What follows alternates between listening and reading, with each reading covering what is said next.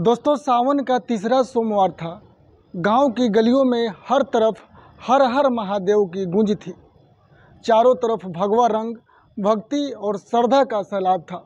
लेकिन उसी भगवा के साए में एक पाप ने जन्म लिया। एक ऐसा पाप जो इंसान की शक्ल में बैठे एक दरिंदे की मोहब्बत के नाम पर की गई दरिंदगी थी। और शिकार बनी महज 14 साल की मासूम लड़की, जिसकी माँ और बाप भोलेनाथ की सेवा में कांवर लेकर निकले थे।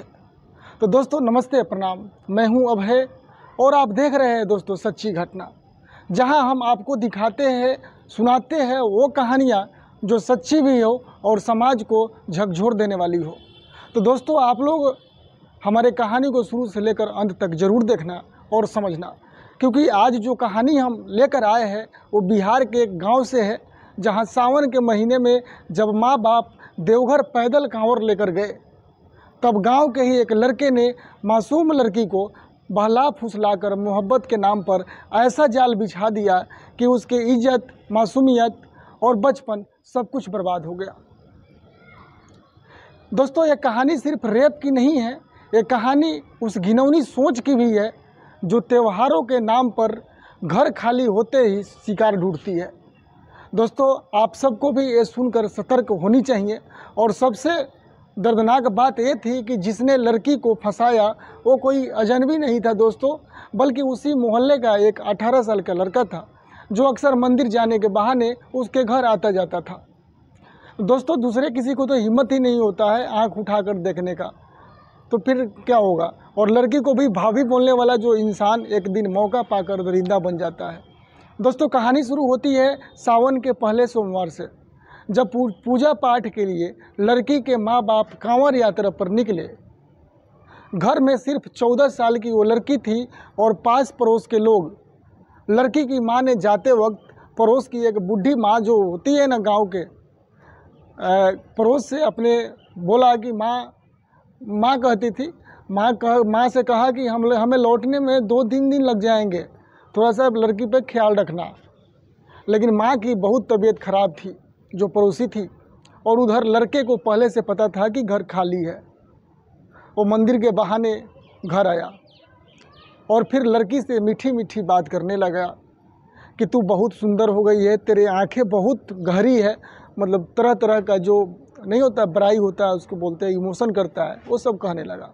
भोले बाबा की पूजा करती है ना तू, तो तू खुद पार्वती जैसा लगती है। मतलब इतना उस लड़की को इमोशन कर दिया। 14 साल की लड़की की, जिसकी उम्र गुड्डे गुड़िया से खेलने की थी, वो लड़के की बातों में आ गई। लड़का रोज आता, कभी फल कुछ खाने का, कुछ चीज़, किताबें, जो उसको इंटरेस्टेड है वो सारे सामान ये 2-3 दिन के अंदर में किया, और बोल रहा था कि मैं तेरा शिव हूँ और तू मेरी पार्वती बन जा। लेकिन दोस्तों मोहब्बत के नशे में ऐसी मोहब्बत ही होती है, इंसान मोहब्बत से ही पागल होते हैं। एक दिन लड़की को बहला फुसलाकर उसी के घर में उसके साथ इतना बड़ी दुष्ट कर्म किया। 2 घंटे तक वो लड़की बिल्कुल डर गई, कुछ नहीं बोली। लेकिन अगली दिन फिर वही हुआ जो पहले हुआ था, मतलब अवैध संबंध 2-3 दिन घर पे कोई नहीं था बनाया।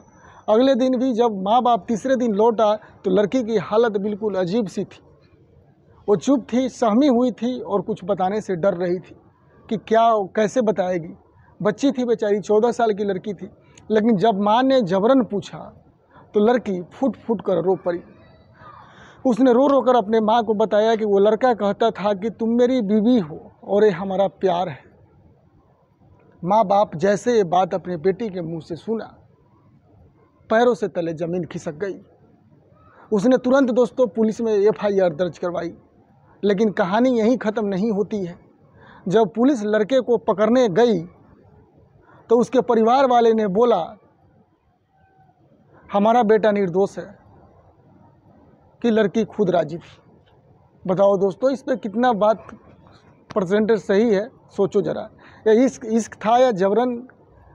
ये बोल रही थी कि वो खुद राजी थी, ये इश्क था, जबरन नहीं था। अब सवाल उठता है दोस्तों, क्या 14 साल की बच्ची को मोहब्बत की सही गलत समझ हो सकती है? क्या सावन जैसे पवित्र महीने में जहाँ लोग पाप धोने जाते हैं, वहीं किसी मासूम की ज़िंदगी पाप बन जाए तो यह समाज कैसे सहन कर सकता है? दोस्तों पुलिस ने लड़के को पोस्को एक्ट के तहत उसे गिरफ्तार किया लड़के को, और लड़की की जो मेडिकल रिपोर्ट कराया था तो उस मेडिकल रिपोर्ट के जांच में साफ हो गया कि उसके साथ कई बार शारीरिक संबंध बनाए गए हैं और वो बच्ची तड़पती रही, ये जबरन नोचता रहा। अब लड़की का इलाज चल रहा है, लेकिन जख्म सिर्फ शरीर पर नहीं है, जख्म उसकी आत्मा पर है, उसकी मासूमियत पर है। क्योंकि दोस्तों एक कहानी बताती है, इस कहानी के माध्यम से जो दोस्तों त्यौहार, भक्ति और सावन की पवित्रता तभी सुरक्षित रह सकती है जब समाज की मानसिकता शुद्ध हो, पवित्र हो। क्योंकि दोस्तों अपना आदमी ही काल बन जाता है। अगर मोहल्ले के लोग चौकन्ने रहते, अगर घर की देखभाल सही होती तो शायद आज एक बच्चे की ज़िंदगी बर्बाद होने से बच जाती। ये सही बात है। जिम्मेदारी बेचारे को उस पड़ोसी को देकर गया था, उसको एक बार देखना चाहिए, सुनना चाहिए। तो दोस्तों ये सिर्फ एक गांव की घटना नहीं है, बल्कि ये पूरे भारत के हर उस गांव शहर की चेतावनी है जहां त्यौहार के दौरान घर खाली होते हैं और दरिंदों को मौका मिल जाता है और किसी को अपने प्यार जाल में फंसाकर जो मर्जी सो कर लेता है।